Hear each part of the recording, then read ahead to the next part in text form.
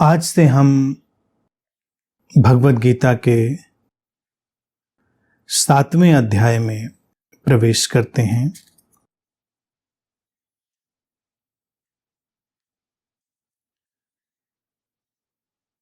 छह अध्याय पूरे हो चुके हैं। समझ के अनेक धरातल हमारे सामने स्पष्ट हो चुके हैं। अब हम 7वें अध्याय के सूत्रों में आएंगे।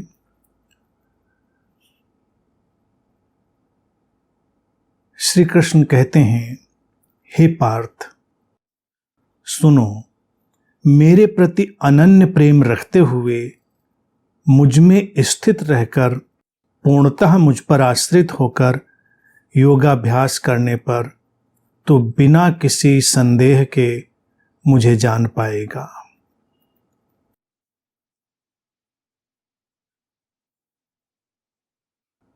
अर्जुन ने, हमने देखा था पिछली बार, श्री कृष्ण को अपनी उंगली पकड़ाई है।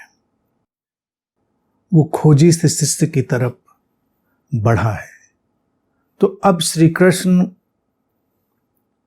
उसको नई गहराइयों में ले जाएंगे। वो कहते हैं कि मेरे प्रति अनन्य प्रेम रखते हुए मुझ में स्थित रहकर पूर्णतः मुझ पर आश्रित होकर योगाभ्यास करने पर तो बिना किसी संदेह के मुझे जान पाएगा। अब ये जो मुझ, मैं, ये सब शब्द जब इसमें आएंगे और निरंतर गीता में आएंगे, पहले भी आते रहे हैं, तो इस बात को ही बिना किसी संदेह के जब पहले हम समझ लेंगे कि श्री कृष्ण का आशय क्या है, ये किसी व्यक्तिगत सत्ता की बात नहीं हो रही है। श्री कृष्ण यहां पर एक नई अभूतपूर्व ऊंचाई से बात कर रहे हैं। ये बड़ा खतरनाक होता है इस ढंग से बात करना। बहुत सारे गुरु, बहुत सारे बुद्ध इस तरह के वार्तालाप से बचते हैं। श्री कृष्ण निर्द्वंद हैं, किसी बंधन में आते नहीं, इसलिए वो परम सत्य को सहजता से कह पाने में सक्षम है और मैं या मुझ कह देने में भी उन्हें कोई समस्या नहीं है, क्योंकि मैं, मुझ में ये कहते ही लोगों को लगेगा कि अच्छा, अपने लिए कह रहे हैं। श्री कृष्ण यहां पर पूरी तरह से निर्वैयक्तिक चेतना की तरह से, इम्पर्सनल कॉन्शियसनेस की तरह से बात कर रहे हैं। वो पूरी तरह व्यक्ति से परे चले गए हैं। तो जब व्यक्ति से परे चले गए हैं तो उनको कहने में कोई अड़चन नहीं है। अक्सर कहने में ऐसी बातें वही लोग समस्या भी पाते हैं जो अपने व्यक्ति में अटके होते हैं, जो अपने व्यक्तित्व में अटके हुए होते हैं, उनको समस्या लगती है। श्री कृष्ण को कोई समस्या नहीं लगती, इसीलिए वो निधड़क इस बात को कह देते हैं। तो एक बात तो ये जान लें, और ये श्री कृष्ण सभी का स्वभाव है, सभी की आंतरिकता है। ये निर्वैयक्तिकता सभी की भीतर की मूल अवस्था है। कोई व्यक्ति कभी उससे अलग हुआ ही नहीं, उसके प्रति वो केवल भूलता है, उसको केवल विस्मृत करता है। उससे अलग होने का कोई उपाय नहीं, क्योंकि वो है, हम उसी के साथ चल रहे हैं। अब श्री कृष्ण कह रहे अनन्य प्रेम। प्रेम को कई ढंग से कहा जा सकता है। प्रेम की जो स्थिति अवस्था है उसमें हम बेशर्त जोड़ देते हैं, श्री कृष्ण ने अनन्य जोड़ दिया। बेशर्त भी सुंदर शब्द है और अनन्य अपने आप में अनूठा शब्द है। अनन्य, जब अन्य रहे ही ना, जब कोई दूसरा रहे ही ना, यानी कि हम अपने भीतर की उस निर्वैयक्तिकता में ऐसे प्रवेश कर जाएं जब व्यक्ति रहे ही ना। उस निर्वैयक्तिकता से अनन्य प्रेम का तात्पर्य क्या है कि हमने व्यक्ति के सारी संरचना, व्यक्ति के जोड़ को अच्छे से जान लिया है और व्यक्ति अब कहीं आड़े नहीं आएगा, व्यक्ति कहीं बीच में बाधा नहीं बनेगा। वो जहां है, जैसे है वैसे ही रहेगा। हम अनन्यता के साथ अपनी निर्वैयक्तिकता में प्रवेश कर जाएंगे। इस ढंग से बात को समझने में कुछ लोगों को थोड़ी कठिनाई हो सकती है। अनंत पद के मित्रों को कोई कठिनाई नहीं है, मैं जानता हूं, वो सारभूत बातों को समझ चुके हैं। श्री कृष्ण के प्रति अनन्य प्रेम से, किसी भगवान के प्रति अनन्य प्रेम से व्यक्ति भर जाए, ये बात तो लोगों को समझ में आती है।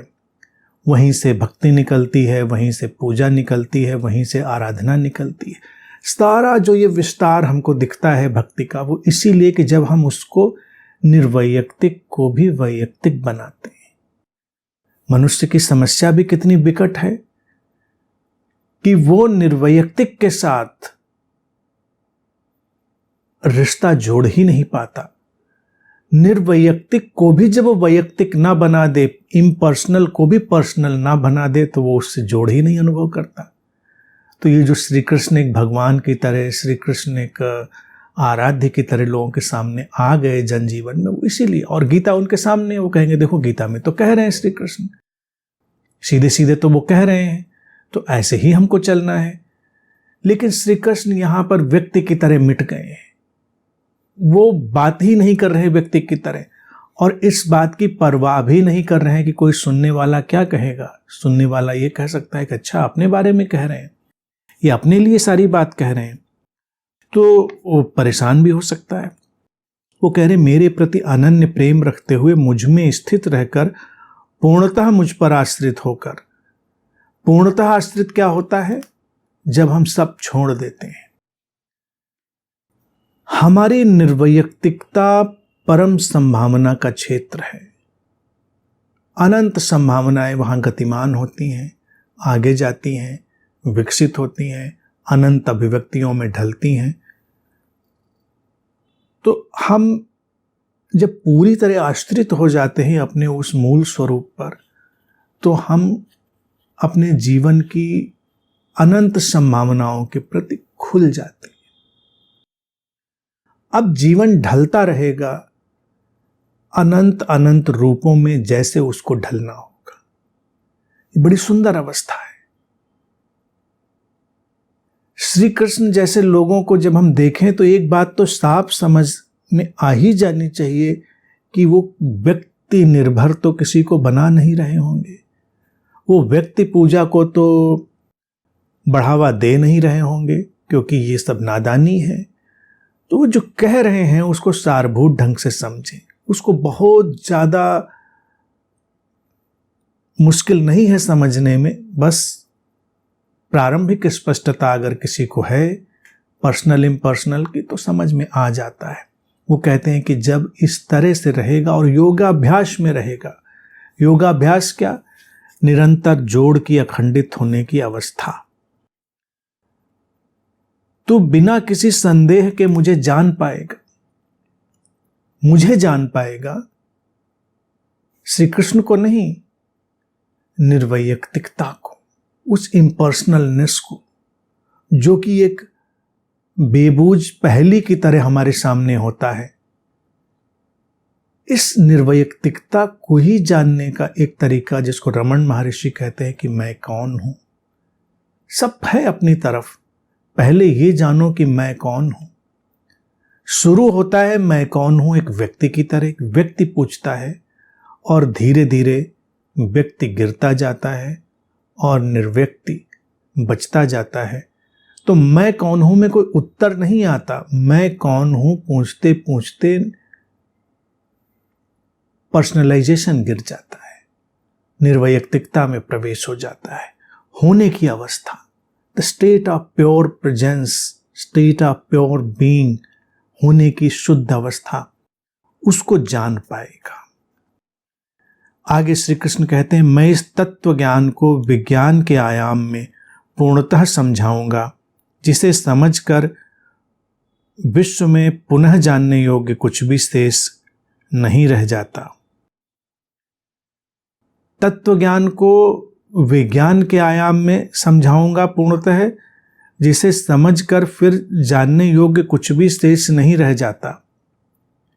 ये यहां से जो प्रारंभ श्री कृष्ण कर रहे हैं वो सुंदर है, रोचक है। विज्ञान के आयाम में, यानी कि बिल्कुल तर्क सम्मत, सधे हुए ढंग से, ठहरे हुए ढंग से उसको समझाया जाएगा। उसको कहानियों में नहीं उलझाएंगे श्री कृष्ण। कहानियां सुना देंगे बीच में विषय को रसपूर्ण बनाने के लिए, लेकिन वो कह रहे हैं कि विज्ञान समझो। जो विज्ञान क्या है? जो बात बिल्कुल तर्क सम्मत है, सटीक है, उसको समझा जाए। और फिर जिसको जानकर और कुछ भी जानने के लिए शेष नहीं रह जाता, वो क्या है? हम कुछ भी जानने के लिए कुछ न कुछ शेष रह जाएगा। ये तो जीवन की प्रकृति है। हम थोड़ा जानेंगे, फिर और कुछ जानने की स्थिति बन जाएगी। तो ये यात्रा चलती रहेगी, लेकिन एक स्थिति स्वयं को जानने की, स्वयं के अंतरतम में प्रवेश कर जाने की, स्वयं को अपने भीतर स्पष्टता में जान लेने की स्थिति। तो उसके बाद फिर जानने के लिए और कुछ शेष नहीं रहता, क्योंकि हम मूल स्रोत में उतर गए, हम सोर्स में चले गए। तो वहां से जानना घटेगा। एक होता है वर्ल्ड ऑफ नोन, ज्ञात का जगत, और ये है वर्ल्ड ऑफ नोइंग, जानने का जगत। जो जाना जाता है वो तो बहुत विस्तार में होगा। हम जितनी दूर जाएंगे फिर और विस्तार में चला जाएगा। लेकिन अगर हम जानने में प्रवेश कर गए, नोइंग में, तो नोइंग पर्याप्त है, जानना पर्याप्त है। फिर जो आवश्यक होगा वो जाना जाएगा, जो आवश्यक नहीं होगा उसको छोड़ दिया जाएगा। इसमें कोई उलझाव की स्थिति आएगी नहीं, उलझना भी किसी बात से नहीं। सब कुछ जान ले व्यक्ति, ये आवश्यक भी नहीं। अब ये जो बात है ना, ये भी बहुत लोगों के लिए गुत्थी बन जाती है कि वो जान लेना जिसको जानने के बाद कुछ भी जानने के लिए शेष नहीं रहता। तो क्या व्यक्ति सर्वज्ञ हो गया? सर्वज्ञ उस अर्थ में नहीं कि वो बाहरी विषयों को पूरी तरह जान लेगा, लेकिन सर्वज्ञ इस अर्थों में कि वो मूल संभावना में है, और उस मूल संभावना के साथ जब वो यात्रा करेगा तो बहुत कुछ जान लिया जाएगा जो जीवन के लिए आवश्यक है। और बाहरी विषयों को भी अगर वो जानने के लिए तत्पर हो जाए तो उनको भी जाना जा सकता है, लेकिन वो उद्देश्य नहीं है। तो सर्वज्ञता ऐसे नहीं आएगी कि हर विषय जान लिया गया, तमाम चीजें होंगी, जानने की बेचैनी चली जाएगी। मूल बात है एक जानना और एक जानने की बेचैनी। तो ज्ञानी हम किसको कहते हैं? ज्ञानी को अगर हम देखेंगे तो ज्ञानी एक ऐसा व्यक्ति दिखेगा, योगी एक ऐसा व्यक्ति दिखेगा जिसको हम बुद्ध कहते हैं। वो है तो ज्ञान में स्थित, लेकिन उसके ज्ञान में बेचैनी नहीं है। कई बार ऐसे लोग दिखेंगे जो ज्ञानी बहुत हैं, लेकिन उनके ज्ञान में बेचैनी भी है।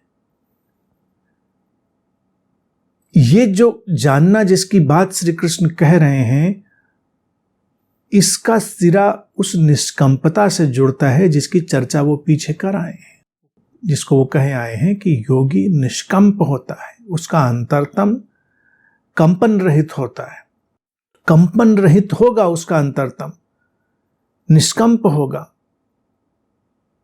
निष्कंपता अर्थात बेचैनी नहीं। व्यक्ति के भीतर जब जानने की बेचैनी चली जाए तो ये परम शांति की अवस्था होती है। ये जीवन का एक पड़ाव है, सुंदर पड़ाव है। और ये यात्रा कैसे चलती है? जब व्यक्ति कुछ नहीं जानता, परिपूर्ण ज्ञान में है, तो भी उसकी बेचैनी कम है, क्योंकि वो जानता बहुत कम है। इसीलिए जो लोग बहुत जानना नहीं चाहते, अक्सर वो उतने बेचैन नहीं होते। जिनको बहुत देश, दुनिया, धर्म, ज्ञान, विज्ञान, इसको जानने की कोई इच्छा नहीं है, वो अपने सीमित से दायरे में हैं, तो उनको बहुत बेचैनी नहीं पकड़ती। खाना पीना सोना, बात खत्म। बहुत सारे लोग इस अवस्था में पूरा जीवन बिता सकते हैं, उसमें भी कोई समस्या नहीं है। लेकिन फिर किसी व्यक्ति में ये यात्रा भी प्रारंभ होगी जब वो जानने की तरफ बढ़ेगा। जैसे बच्चे को ही देखिए, हर बच्चा अपने अपने ढंग से जानने की कितनी तीव्रता में प्रवेश करता है। ये क्या है, ये क्या है, ये कैसे काम करता है, वो कैसे होता है, कितने प्रश्न, कितनी बातें। क्योंकि जानना भी मनुष्य के जीवन का हिस्सा है, उसके होने का हिस्सा है। तो जाना जाएगा, फिर वो जानता चला जाएगा, जानता चला जाएगा, आगे बढ़ता चला जाएगा।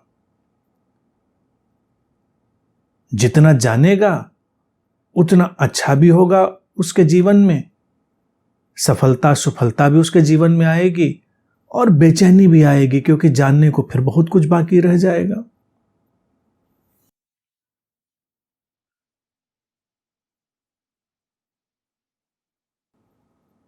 लेकिन श्री कृष्ण जिस जानने की बात कह रहे हैं, वहां पर बेचैनी विलीन हो जाएगी। ये ज्ञान की अवस्था है, जब बेचैनी विलीन हो जाए।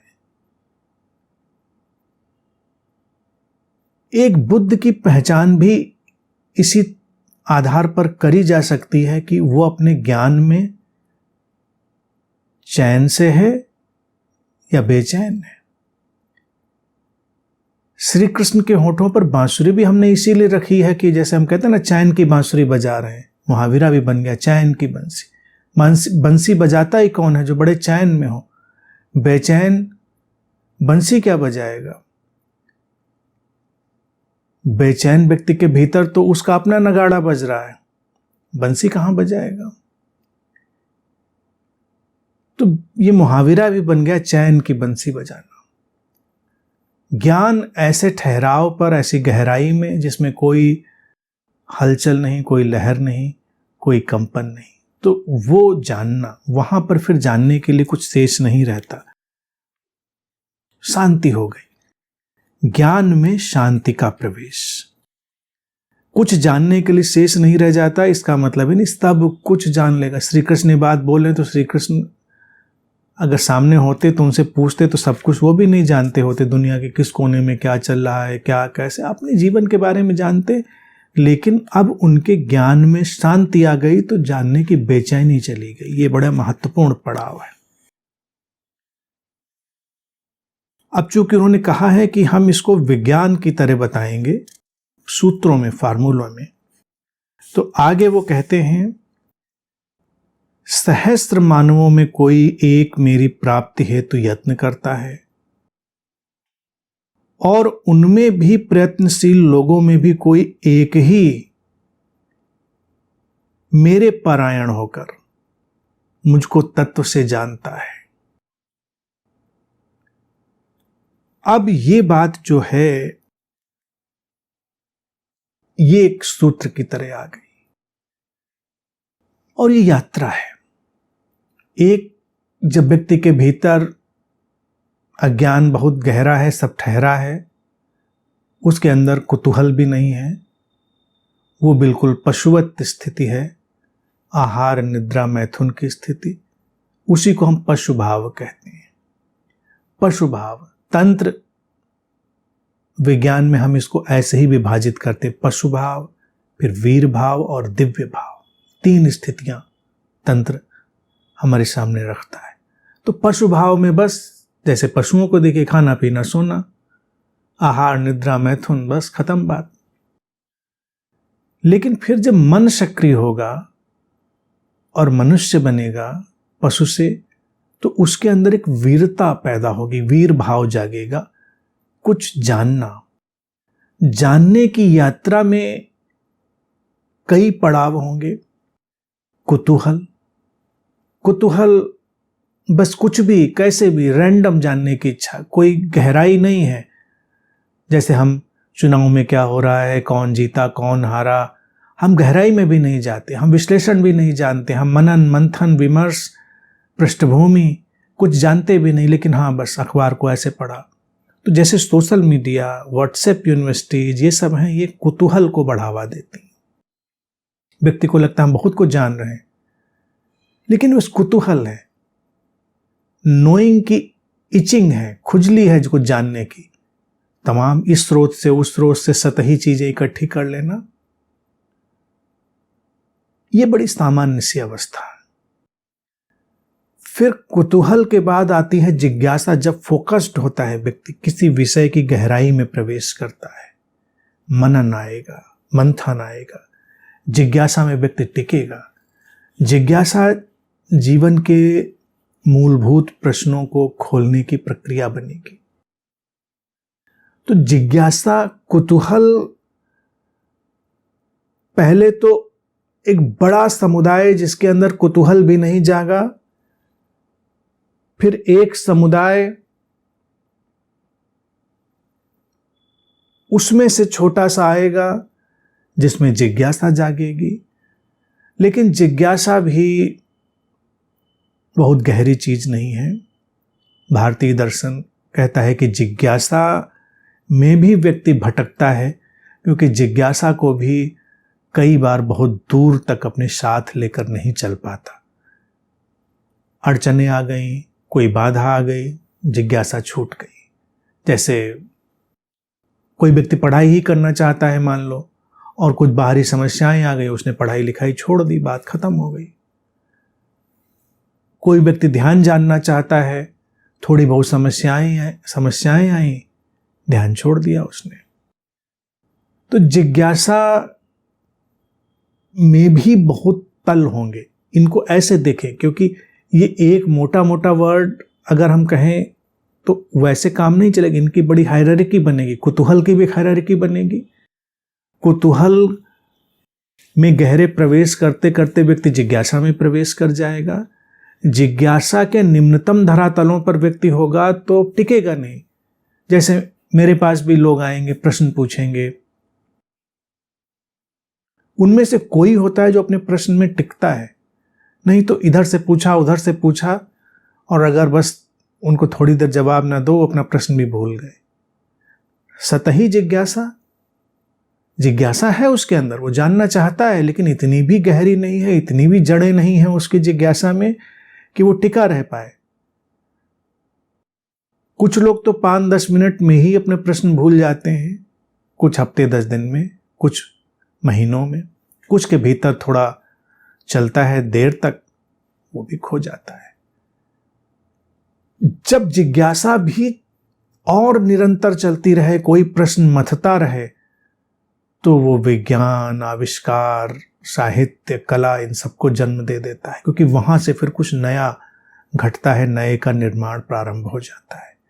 व्यक्ति रुक नहीं रहा है, अब वो जानने की अनेक अनेक परतों को खोलना चाहता है, तो उससे कुछ नव निर्माण प्रारंभ होगा। लेकिन फिर भारतीय दर्शन कहता है तीसरा तल आता है मुमुक्षा का। मुमुक्षा कभी कभी किसी के भीतर जागती है।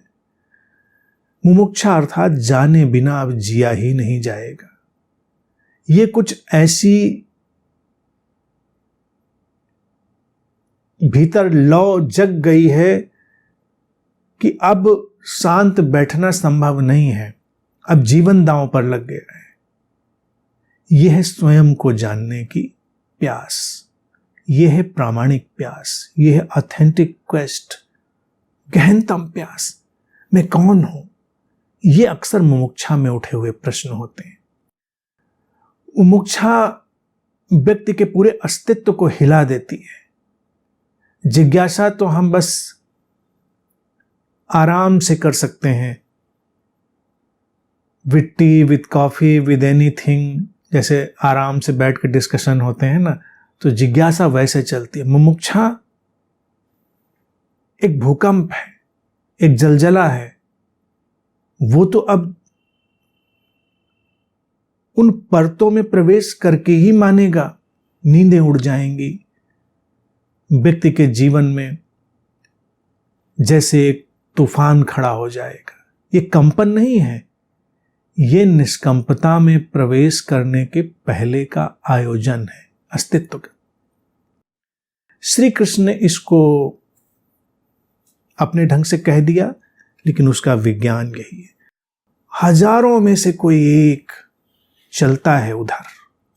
जिज्ञासा हजारों में से एक किसी के भीतर जागती है, और उनमें से भी कोई एक कभी सचमुच में जानने की ओर बढ़ता है, सचमुच में जानने की ओर बढ़ता है। नहीं तो आई गई बातें हो गई। कहाँ टिकते हैं लोग?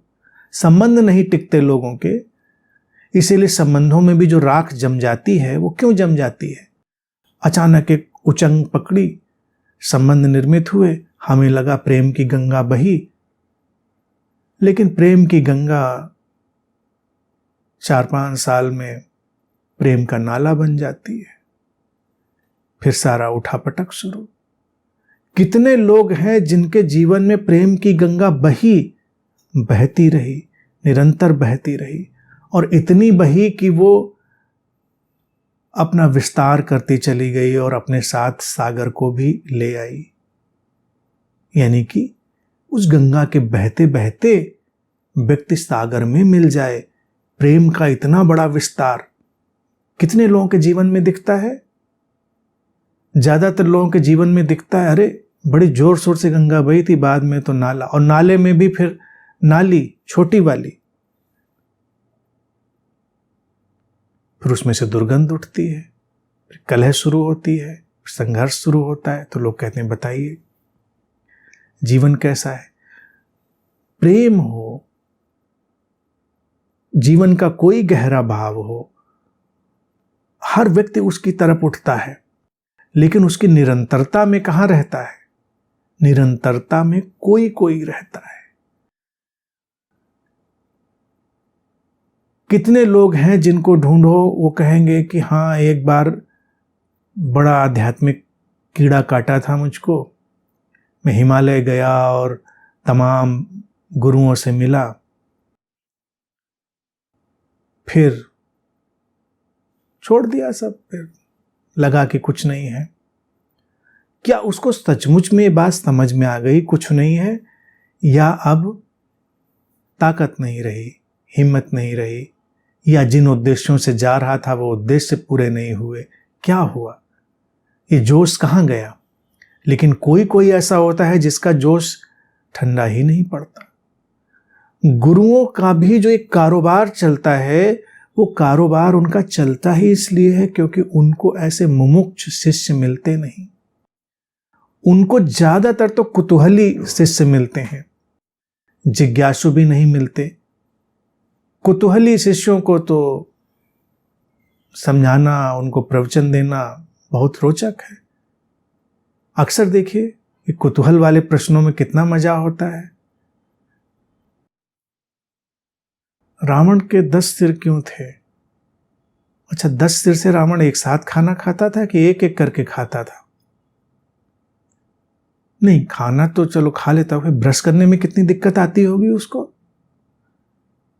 ब्रश करता था कि मंजन करता था? नहीं, टूथपेस्ट तो शायद नहीं बना होगा उस समय, मंजन करता होगा। 10 दांतों में एक साथ मंजन कैसे करता होगा? मुश्किल आती होगी ना। ऐसे प्रश्न कुतूहल वाले, ये तो उदाहरण है, लेकिन ऐसे प्रश्नों का सिलसिला अनंत है। आध्यात्मिक जगत में प्रश्नों को छांटने निकलो तो ऐसे ही प्रश्नों की भरमार मिलेगी, और बड़ी गंभीरता से लोग पूछ रहे होंगे।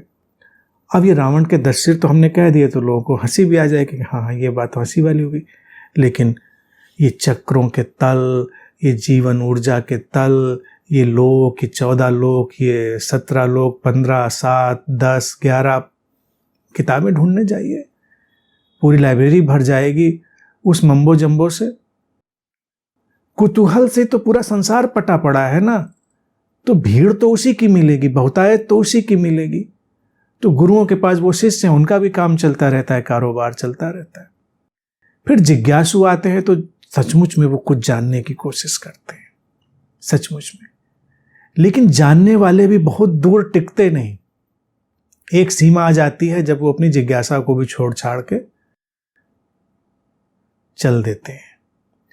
लेकिन मुमुक्षु तो बिल्कुल जड़ उखाड़ लेने वाला शिष्य होता है। अगर किसी गुरु को 5 मुमुक्षु शिष्य मिल जाएं तो वो हाथ जोड़कर अपनी गुरुगिरी बंद कर देगा। अगर वो सचमुच में कृष्ण और बुद्ध जैसा होगा तो मुमुक्षु तो रूपांतरित होकर बुद्ध हो जाएंगे, कृष्ण हो जाएंगे। और अगर वो केवल अभिनय कर रहा होगा, कारोबार कर रहा होगा, तो बिल्कुल भाग जाएगा। वो कहेगा भाई मेरा पीछा छोड़ो, इतना थोड़ा ही होता है कि ऐसे पूछो, इस तरह से। श्री कृष्ण उसी मुमुक्षु की बात कर, उसमें से कोई एक, इतने लोगों में चले, जब उन्होंने हजारों कहा था तो जनसंख्या के हिसाब से 1000 बहुत बड़ा रहा होगा। आज हम करोड़ों में से कह सकते हैं, करोड़ों में से, करोड़ों कुतूहलियों में से कोई एक जिज्ञासु बनता है और फिर उन करोड़ों जिज्ञासुओं में से कोई एक मुमुक्षु बनता है। मेरे परायण हुआ, यानी कि अब जो मुमुक्षु है उसको स्वाद भी मिल गया है। मुमुक्षु बना क्यों है? मुमुक्षु को कुछ स्वाद आ गया है, इसीलिए वो अब छोड़ नहीं पाता। मुमुक्षु वैसा जिज्ञासु है, उदाहरण के लिए समझें कि जैसा कोई जंगल में भटक गया है, घने अंधेरे में अथक प्रयास कर रहा है ढूंढने का, टकरा रहा है, गिर रहा है, उठ रहा है, लेकिन चल रहा है। अंधेरा घना है, ऊपर से बादल भी घिर आए हैं, बारिश भी होने लगी है, फिर भी वो चला जा रहा है। लेकिन अचानक उसी बादल बारिश के बीच एक बिजली कौंधती है और दूर तक कोई पथ दिख जाता है, रास्ता है, लेकिन फिर अंधेरा, बिजली खो गई। ऐसा जिज्ञासु मुमुक्षु में बदल जाता है कि उसको एक झलक में उसके अंदर कुछ कौंधा है, उसकी जिज्ञासा, उसकी समझ के चलते हुए जब वो ये जान चुका है कि हां पथ है, लेकिन अब नहीं दिखता, कहां खो गया, वो पथ गया कहां, अब वो मुश्किल में है। लेकिन अब वो कैसे चैन से बैठ सकता है? कुतूहली टाइप का व्यक्ति तो पहले ही हार मान के बैठ चुका होगा कि जंगल तो पार ही नहीं होगा, खत्म बात। बैठ जाते हैं यहीं, शेर भालू भेड़िया आके खा खू लेगा हमको, बात खत्म, रास्ता तो पार होने वाला नहीं। कोशिश करते, कर ली भाई जितनी करनी थी, मरना तय है। वो ऐसे वहीं हाथ पैर डाल के बैठ जाएगा। जिज्ञासु वो व्यक्ति है जो जंगल में यात्रा करेगा, हार नहीं मानेगा, चलता रहेगा, ढूंढता रहेगा। और उसके इसी प्रक्रिया में, इसी खोजने की प्रक्रिया में एक बिजली कौंधेगी और अचानक कुछ झलकेगा। तो अब वो कैसे चैन से बैठ सकता है जब उसको एक झलक आ गई है कि पथ है? तो मुमुक्षा आती ही तब है जब ऐसी झलक आ गई होती है। जैन दर्शन में ऐसी ही बातों को कहते हैं सतोरी। सतोरी के बाद आती है समाधि। समाधि है ज्ञान की अवस्था, सतोरी है बिजली का कौंधना, जब पथ दिख जाए और खो जाए, वो सतोरी।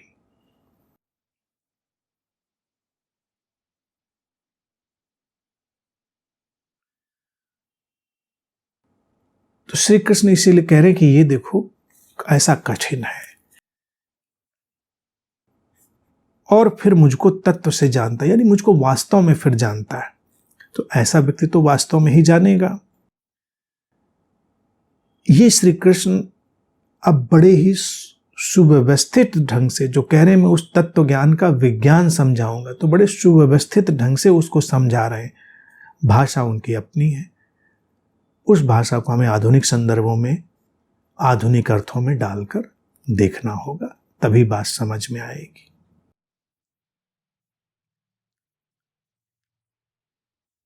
आगे श्री कृष्ण कहते हैं, मेरी प्रवृत्ति 8 प्रकारों में विभक्त है। वे हैं पृथ्वी, जल, अग्नि, वायु, आकाश, मन, बुद्धि और अहंकार। हे महाबाहु, 8 प्रकार की मेरी ये प्रवृत्तियां तो जड़ प्रवृत्तियां हैं। मेरी दूसरी प्रवृत्ति चेतन है, जिससे मैं इस संपूर्ण जगत को धारण करता हूं। अब वो समझा रहे हैं इस जीवन की व्यवस्था, संरचना, उसके विस्तार को। क्या है संरचना? एक तो उन्होंने 5 तत्वों की बात कर दी और उसी में जोड़ दिया मन, बुद्धि, अहंकार को। ये जड़ प्रकृति उन्होंने कहा है। 8 प्रकार की जड़ प्रकृति हो गई। और फिर दूसरी प्रकृति चेतन, उनका चैतन्य, वो चैतन्य की जो बात है। हमारा जीवन भी देखो जड़ और चेतन का एक संगम है। जड़ और चेतन के संगम से हम बने हैं।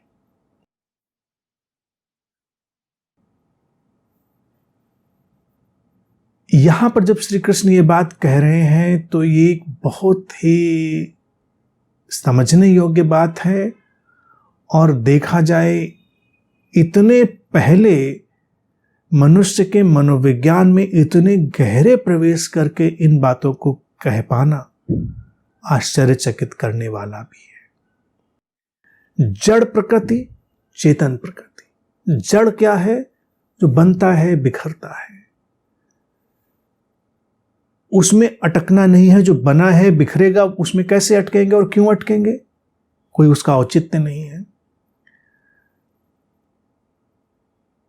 दूसरी जो उनकी चेतन प्रकृति की बात उन्होंने कही है, महत्वपूर्ण है वही।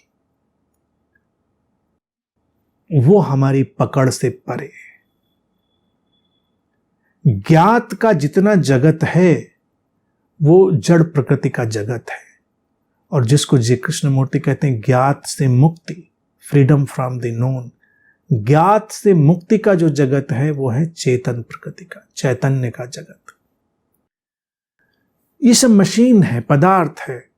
मन, बुद्धि, अहंकार, ये भी हमारे शरीर के तमाम संयोगों और शरीर से चेतना के टकराने से ये सब बना है। मन उसी स्रोत से आया है, लेकिन मन भी टकराकर निर्मित हुआ है उसी चेतन प्रकृति के कारण। तो उन्होंने जड़ प्रकृति में मन, बुद्धि और अहंकार को भी डाल दिया। अहंकार अर्थात सीमाओं में घिरे होने का भाव, जो सीमित सत्ता है वही अहंकार है। इसलिए जब हम जिस सामान्य अहंकार की भी बात करते हैं, अहंकार का टकराव, तो वस्तुतः सीमाओं का ही टकराव होता है। सीमाएं टकराती, असीम तो टकराता नहीं कभी, सीमाएं ही टकराएगी। बुद्धि की बात देखिए तो श्री कृष्ण तब कह रहे हैं जड़ प्रकृति है, तो उनको कहां पता था आज हम आर्टिफिशियल इंटेलिजेंस के एज में आ जाएंगे। हम ऐसी मशीनें बना लेंगे जो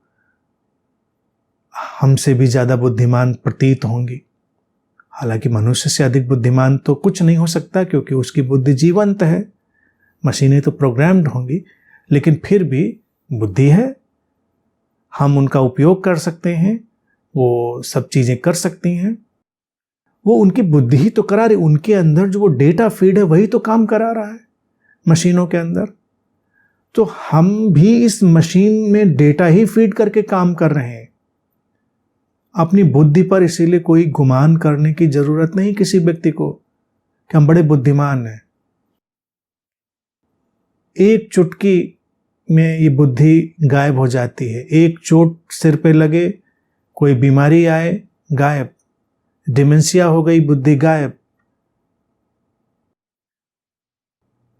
और अक्सर देखें जो डिमेंशिया जैसी चीजें होती हैं, इसमें बुद्धि ही नहीं गायब होती, मन और अहंकार भी गायब होता। अहंकार जो उसने अपनी एक फैब्रिकेटेड आइडेंटिटी बनाई थी, एक कल्पित स्वनिर्मित सत्ता अपनी बनाई थी, वो भी चली जाती है, क्योंकि फिर उसको पता ही नहीं रहता मैं कौन हूं। बताना पड़ता है, वो दूसरों को पहचानना भूल जाता है, ये कौन है, मैं कौन हूं। सब उसकी पद प्रतिष्ठा, उसके ताश के महल सब गिर जाते एक बीमारी में।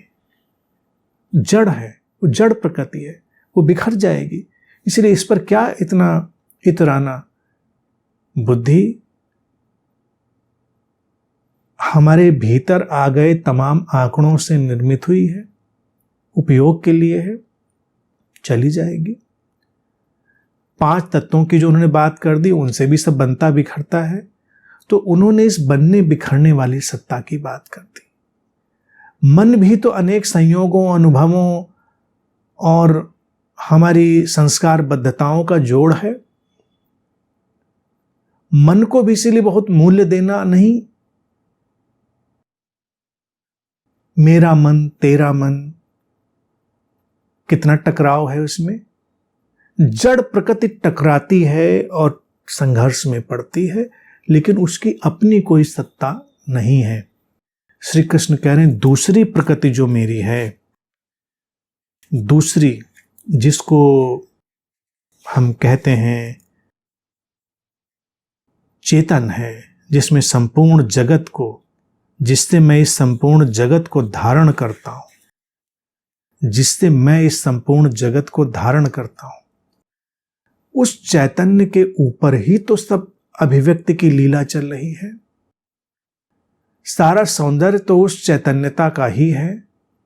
वो चैतन्यता हम जितनी समझते जाते हैं उतनी समझ में आती है, और उसके पीछे फिर रहस्य खड़ा रह जाता है। हम व्यक्ति से मिलते हैं तो हम उसकी जड़ प्रकृति से प्रेम नहीं करते, या करते हैं, कभी ढूंढ कर देखना। हम उसके पीछे से झांकते उस चैतन्य से, उस चेतन प्रकृति से प्रेम करते हैं। वो चेतन प्रकृति हट जाए तो व्यक्ति बस मशीन है। इसीलिए हम देखते हैं कोई मर जाए तो मशीन तो पूरी की पूरी वही होती है, लेकिन लोग तो उसको देखकर डर जाते हैं, भाग जाते हैं, क्योंकि मशीन अब उत्तर नहीं दे रही है। अच्छा, मरने में तो फिर भी लग जाता है कि कुछ मर गया, क्योंकि मन भी नहीं है, इसमें बुद्धि भी नहीं है, अहंकार भी नहीं है। व्यक्ति विक्षिप्त हो जाए तो मशीन भी वही है, एक अलग किस्म का मन भी है, अलग किस्म की बुद्धि भी है, अलग किस्म का अहंकार भी है। चैतन्य की ही अभिव्यक्ति है, लेकिन दूसरे धरातल पर चली गई है, तो हम उससे भी प्रेम में नहीं पड़ पाएंगे। हम किसी व्यक्ति के शरीर से, उसके मन से, उसकी बुद्धि और उसके अहंकार से प्रेम में नहीं पड़ते। हर व्यक्ति के भीतर चैतन्य का प्रकाश अलग अलग ढंग से झांकता है। यही तो रहस्य है और यही तो सौंदर्य है। एक ही जैसा लगता होगा, एक ही जैसी बुद्धि, एक ही जैसी ज्ञान की बातें, लेकिन फिर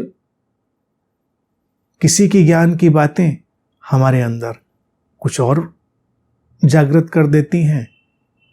किसी की ज्ञान की बातें, यानी बुद्धि से जो ज्ञान तो बुद्धि से आएगा, ये जो बोल रहा हूं बुद्धि के उपकरण से ही बोला जा रहा है। तो किसी के माध्यम से आया ज्ञान हमें शांत कर जाएगा, और किसी के माध्यम से आया ज्ञान हमें अशांत और बेचैन कर जाएगा। चेतना की प्रकृति कैसी होगी, उसकी स्पष्टता, निर्मलता उस क्षण कैसी होगी, उस पर बहुत कुछ निर्भर करेगा। मूल रूप में व्यक्ति इस शरीर, मन, बुद्धि, अहंकार से झांकते चैतन्य के ही प्रेम में होता है। वो कह रहे हैं कि इस चैतन्य से ही मैं पूरे जगत को धारण करता हूं, क्योंकि हर जगह पदार्थ है और पदार्थ में झांकता हुआ चैतन्य है। अलग अलग ढंग हो सकते हैं, अलग अलग उसकी अभिव्यक्तियां हो सकती हैं, समझने के तल हो सकते हैं। हमने फूल को देखा, उसकी जड़ प्रकृति है, उसकी संरचना, लेकिन सौंदर्य उसका चैतन्य है। सौंदर्य की क्या परिभाषा करेंगे? कोई कहेगा क्या होता है सौंदर्य? जो उससे झांक रहा सौंदर्य है वही चैतन्य है।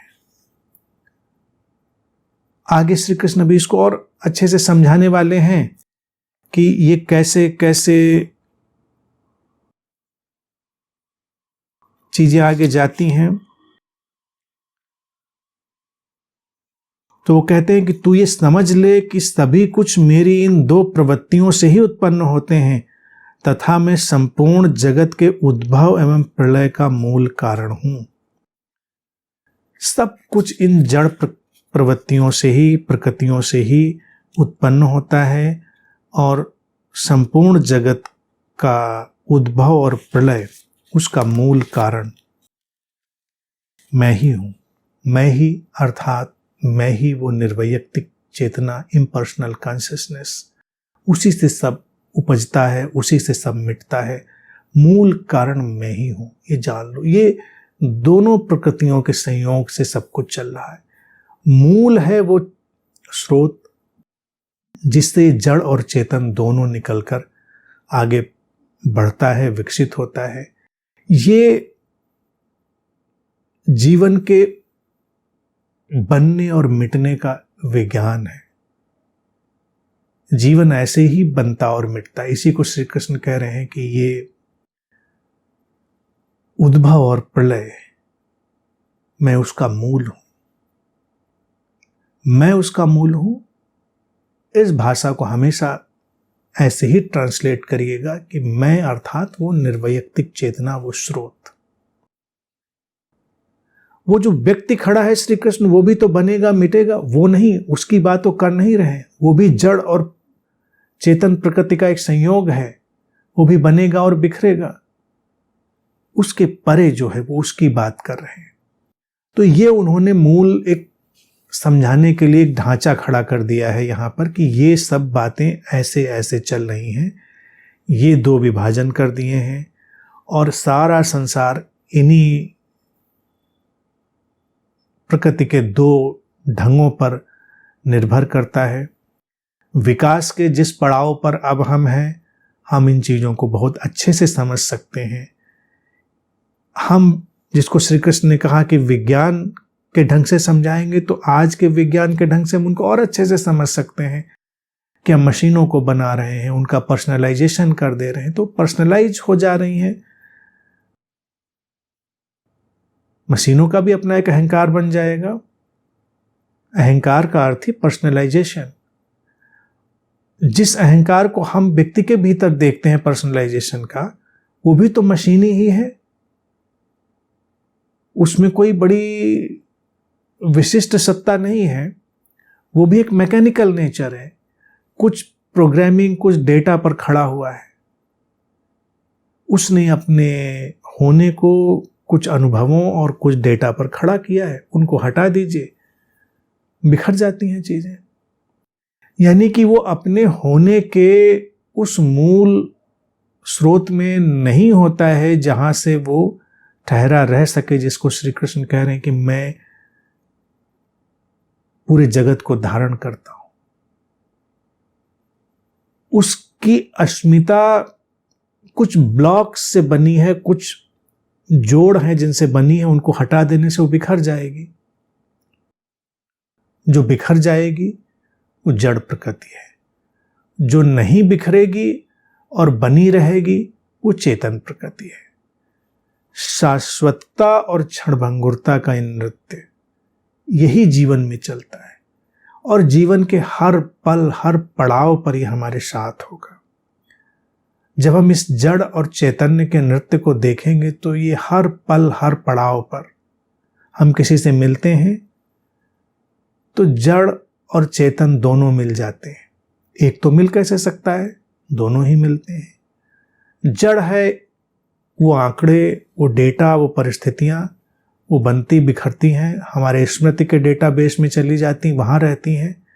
लेकिन उस मिलने से हमारे अंतरतम में कुछ घटा होता है, वो चैतन्य के धरातल से आता है, वो मिटता नहीं।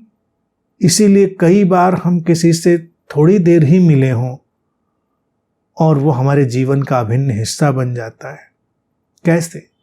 डेटा तो नहीं अभिन्न हिस्सा का, साथ भी नहीं है, स्मृतियां भी बहुत नहीं है, लेकिन क्या कुछ ऐसा है जो प्राणों में उतर गया है, वो चेतन प्रकृति। तो पूरा जीवन, जीवन के हर पड़ाव, हर पहलू पर इस चीज को हम देखेंगे।